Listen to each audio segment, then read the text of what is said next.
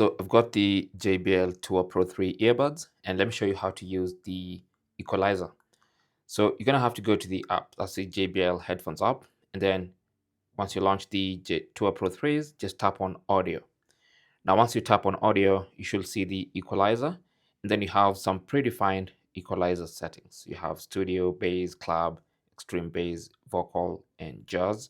And then at the bottom here, you can just tap on this plus icon and then create your own EQ signature. So for instance, you can just adjust if you prefer more bass, and then you have the mids and the highs. So you can just adjust the EQ setting to exactly the way you want it. And then once you do that, you can name your EQ settings. So for instance, this one is more, I'll call this one bassy, like that.